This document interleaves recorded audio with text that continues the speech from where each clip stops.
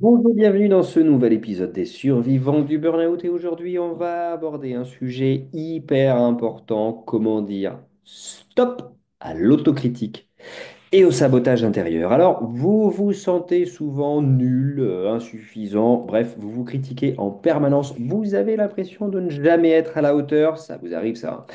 Si vous êtes dur envers vous-même, eh ben, il est temps d'apprendre à dire stop, à arrêter ce sabotage, à arrêter cette autocritique.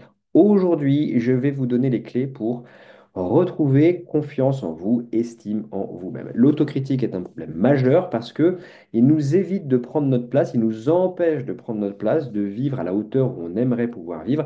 Et c'est d'autant plus le cas chez les personnes en burn-out ou en stress chronique parce que ça va rajouter un stress supplémentaire. On n'en a pas besoin quand on est en burn-out de cette autocritique. Malheureusement, très souvent, ben, on va l'avoir en nous fois 1000.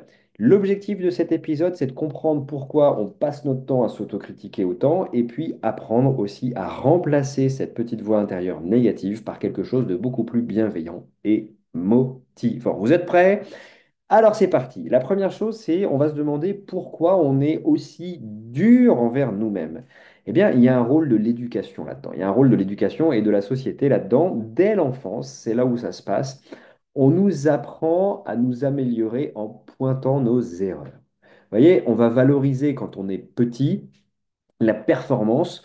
Et tout ça, ça va nous pousser à l'auto-jugement. Quand on est petit, je ne sais pas vous comment ça s'est passé, mais vous voyez, moi par exemple, quand je faisais une dictée, il y avait une centaine de mots. Si j'avais 99 fois bon, si j'avais 99 mots qui étaient bons et un mot qui était faux, j'avais la maîtresse d'école qui prenait son stylo rouge et qui entourait le mot où j'avais faux. Elle n'entourait pas en vert les mots où j'avais bon. Non, non, non, non, non. On va entourer, on va pointer du doigt, on va montrer l'endroit où on a faux.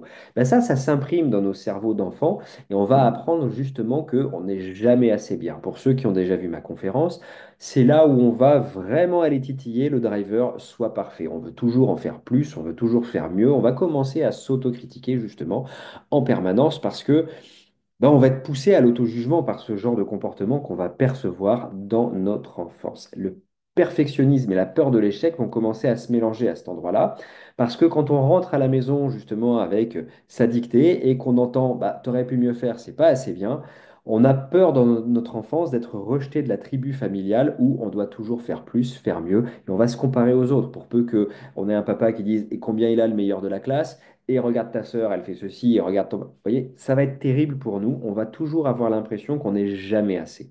Le problème de ce biais, de ce bug de notre cerveau, c'est qu'on va grandir avec, on va être programmé avec ça, et on va grandir en permanence dans l'idée qu'on ne fait pas assez bien. On va toujours se focaliser sur ce qui ne va pas bien, ce qui n'est pas assez, plutôt que de se focaliser sur ce qui est suffisamment bien. Et notre dialogue intérieur est parti de cet endroit-là, et il va nous accompagner à l'âge adulte. Alors, comment on va reconnaître cette autocritique? Comment on va reconnaître ce sabotage intérieur? Pour ceux qui en veulent plus, hein, vous allez dans ma conférence en ligne, elle se trouve sous la vidéo, et j'en parle vraiment en détail des origines de tout ça, les drivers. Vous verrez que dans le burn-out, il y en a trois qui sont vachement importants. Mais on va revenir ici sur cette autocritique, ce sabotage intérieur, en essayant de comprendre justement comment on peut agir dessus. La première chose à faire, c'est reconnaître ce dialogue intérieur. Les pensées types, en l'occurrence, d'une personne qui s'autocritique sont: je ne suis pas assez bien, je ne suis pas assez bon, j'aurais pu mieux faire, je vais échouer, autant ne pas essayer. Dès que vous avez ce genre de pensée qui arrive de manière un peu plus fréquente que la moyenne, vous êtes dans l'autocritique, l'autosabotage. Il y a des pensées, mais il y a aussi des comportements de sabotage. Par exemple, quand vous procrastinez de manière excessive par peur de vous planter. Il y a plein de gens, on leur donne un exercice à faire, et ben ils préfèrent dire ah ben non, non, j'ai regardé, mais non, c'est pas pour moi. En fait, non, c'est une manière pour eux de se sauver, de risquer de ne pas se planter, de ne pas faire l'exercice. Vous comprenez? Donc, c'est hyper important de comprendre qu'il y a plusieurs formes de procrastination. Et il y a une forme de procrastination qui est liée à cette peur de se planter, cette peur de mal faire. Donc, plutôt que d'apprendre des choses nouvelles, plutôt que d'apprendre justement, par exemple, à prendre sa place, eh bien, on reste dans ce qu'on savait faire, c'est-à-dire s'écraser, plutôt que de risquer de mal faire. On va s'auto-saboter aussi quand on va refuser des opportunités. On voit, par exemple, en réunion, il y a une opportunité qui passe, eh ben, on va baisser la tête, on va surtout pas se mettre en avant parce que vous ne vous rendez pas compte, si jamais on découvre que je ne suis pas assez bien pour cette opportunité, qu'est-ce qu'on va dire de moi? Ce syndrome de l'imposteur, vous voyez, il est aussi présent à cet endroit-là.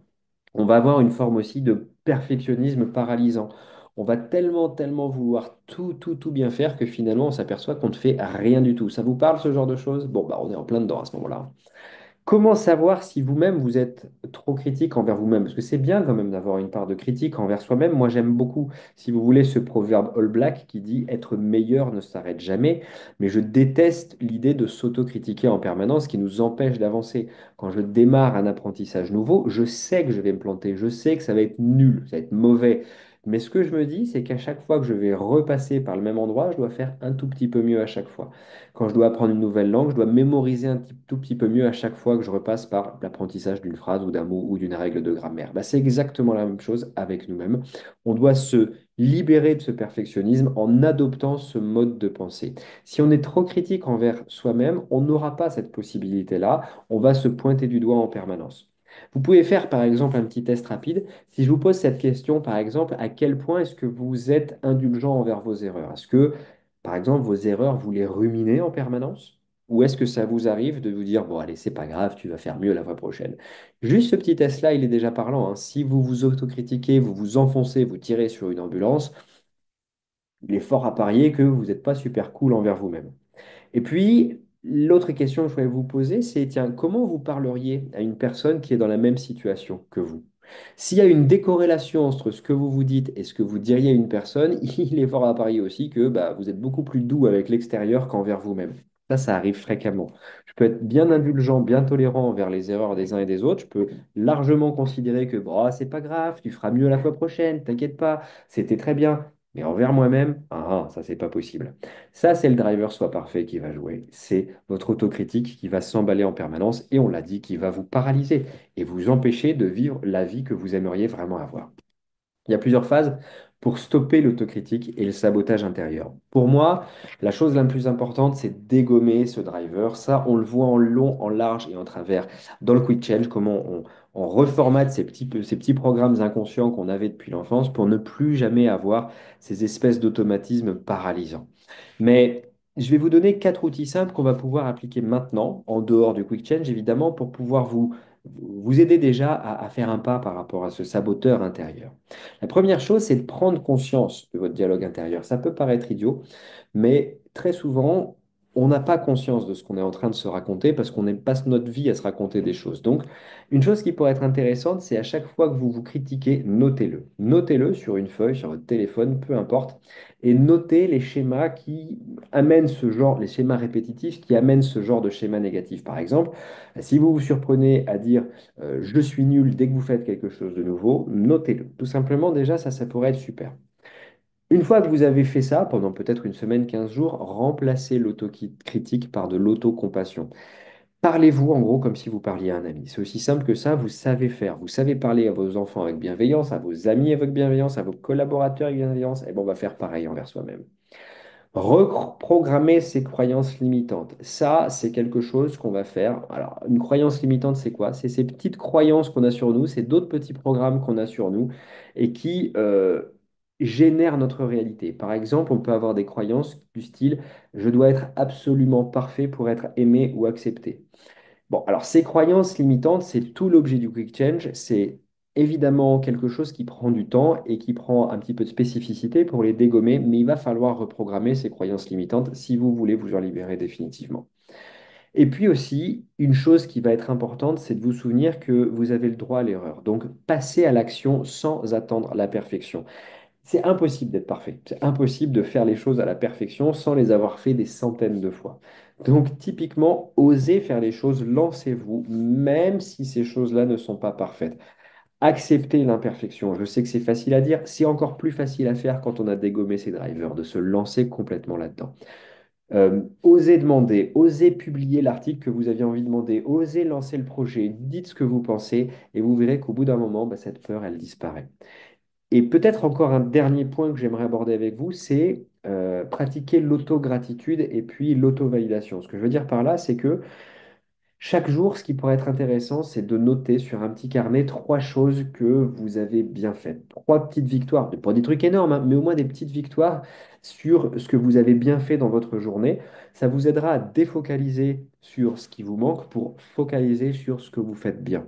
Ça vous permettra de sortir votre cerveau de «Ah, tu fais mal ceci, tu fais mal cela» pour orienter votre esprit sur «Ouais, finalement, c'est pas si mal ta vie». D'accord?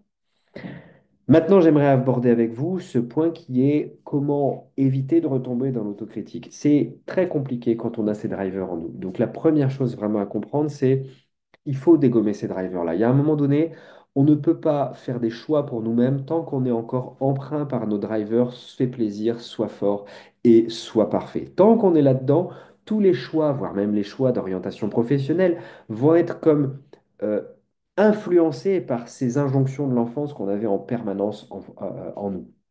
Donc ça, on ne peut pas y couper. Si vous avez des choix, si vous avez des choses à mettre en place, il faut reprogrammer ces drivers. Encore une fois, si la méthode Quick Change vous intéresse, je vais vous mettre les liens pour prendre rendez-vous avec nous sous la vidéo et sous le podcast. Comme ça, vous pourrez voir un petit peu concrètement comment on fait ce truc-là. Il y a deux petites choses aussi sur lesquelles je voulais apporter votre attention pour justement éviter de retomber dans l'autocritique, c'est faites gaffe à votre entourage. Dans votre entourage, on n'a pas toujours des personnes qui sont ultra bienveillantes. Donc, éloignez-vous des personnes qui vous rabaissent en permanence. Éloignez-vous de ces personnes qui vous critiquent. Fréquentez des personnes qui, au contraire, sont bienveillantes, qui vous encouragent, qui vous tirent vers le haut. On ne se rend pas compte de l'influence des autres sur nous, on ne se rend pas compte de l'influence que d'autres personnes peuvent avoir sur notre morale, notre manière de nous traiter. Donc, il y a des personnes qui nous critiquent, ceux-là, bah, ok, on les éloigne de notre vie et on va continuer à s'entourer au contraire de personnes qui sont bienveillantes. Et puis, autorisez-vous à échouer et à apprendre. Je reviens là-dessus, mais l'apprentissage, c'est quelque chose d'absolument naturel dans notre enfance que l'on perd à l'âge adulte pour certaines choses. On ne veut plus apprendre à prendre sa place, on ne veut plus apprendre à dire non parce qu'on a peur de ce que ça va générer chez l'autre. La première fois que vous allez dire non, vous allez sûrement être super maladroit, ça peut même déclencher une bagarre, ça peut même déclencher un conflit, et c'est normal, c'est juste que vous n'avez pas appris à dire non de la bonne manière. Mais apprendre à dire non, vous voyez, c'est une capacité dont vous allez avoir besoin sur tout le reste de votre vie. Mais il faut apprendre, il faut s'autoriser à apprendre, c'est-à-dire à se planter, à échouer, pour pouvoir, à la fin des choses, avoir cette compétence en soi. Conclusion, l'autocritique, le sabotage intérieur, c'est vraiment des poisons qui viennent du perfectionnisme, de la peur de l'échec, de notre enfance, de notre driver soit parfait. C'est largement possible de s'en libérer. Toutes les personnes qu'on accompagne pourraient en être témoins. D'ailleurs, vous avez des témoignages sur la chaîne, vous voyez un petit peu comment ça se passe. On peut se libérer de notre dialogue intérieur. Je vous ai donné deux, trois petites astuces qui peuvent déjà vous aider. Et puis, pratiquer l'autocompassion, vous verrez, ça commencera dès maintenant à vous faire du bien. Les petites actions quotidiennes, en fait, les petites actions quotidiennes, c'est autant de petites victoires sur vous et on ne s'en rend pas compte, mais ces petits pas que vous faites sur vous-même, ça peut générer des grandes différences au final.